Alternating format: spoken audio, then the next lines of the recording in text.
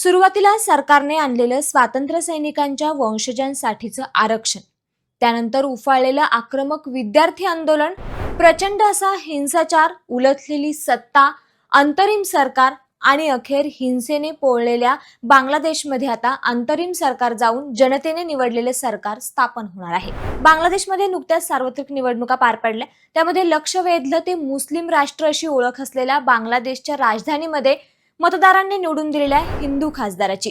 हे हिंदू खासदार नेमके कोण आहेत, ते निवडून येण्यामागची कारणं नेमकी काय, जाणून घेऊ सविस्तर।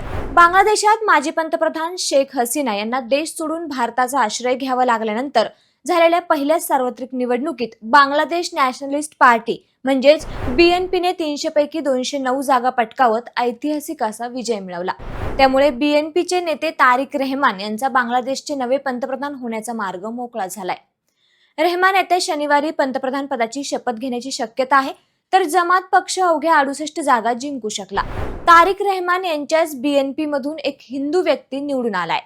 बांगलादेशमध्ये हिंदू अल्पसंख्याक आहे। मध्यंतरी हिंदू लोकांवर तिथे अत्याचार झाले, अनेकांचा या हल्ल्यात मृत्यू झाला। कट्टरपंथीयांकडून मंदिरांची तोडफोड केली गेली, त्यात ही एक दिलासा देणारी घटना म्हणावी लागेल। बीएनपीचे हिंदू उमेदवार गयेश्वर चंद्रक रॉय हे खासदार झाले, तेही बांगलादेशची राजधानी ढाकामधील ढाका 3 या मतदारसंघातून।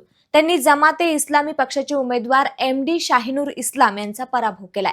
गयेश्वर चंद्रक रॉय यांना 98,785 मतं मिळाली, तर जमातचे उमेदवार एमडी शाहिनूर इस्लाम यांना 82,232 मतं मिळाली।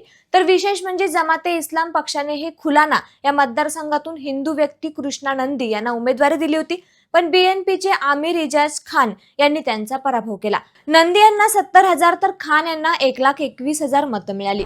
गयेश्वर यांची निवड ही दोन धार्मिक तणावातही दिलासा देणारी घटना आहे, कारण पंतप्रधान शेख हसीना यांच्यानंतर बांगलादेशमध्ये हिंदू व्यक्तींवर हल्ले झाले होते, त्यात हिंदू खासदार निवडून येणं हे महत्त्वाचं मानलं जातंय। आता पाहूयात गयेश्वर चंद्र रॉय हे नेमके कोण आहेत। गयेश्वर चंद्र रॉय यांचा जन्म 1 नोव्हेंबर 1951 रोजी ढाकामधील केरानीगंज येथे झाला। त्यांचे वडील गणेंद्र चंद्र रॉय आणि आई सुमोती रॉय हे फाळणीनंतर पाकिस्तानमध्ये राहिले होते। रॉय हे बीएनपी पक्षाकडून 1990च्या दशकातही निवडून आले होते।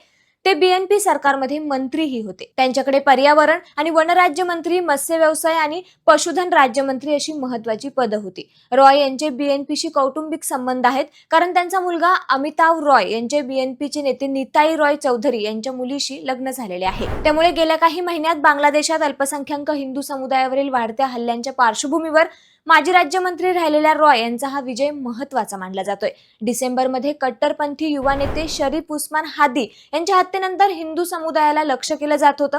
भारतानेही बांगलादेशातील अल्पसंख्याकांवरील, विशेषतः हिंदूंवरील हल्ल्याबाबत चिंता व्यक्त केली होती। त्यामुळे रॉय यांच्या या विजयावर तुम्हाला काय वाटतं, आम्हाला कमेंट करून नक्की कळवा आणि असेच नवनवीन माहितीपूर्ण व्हिडिओ पाहण्यासाठी लेट्सअप मराठीला नक्की फॉलो करा। धन्यवाद।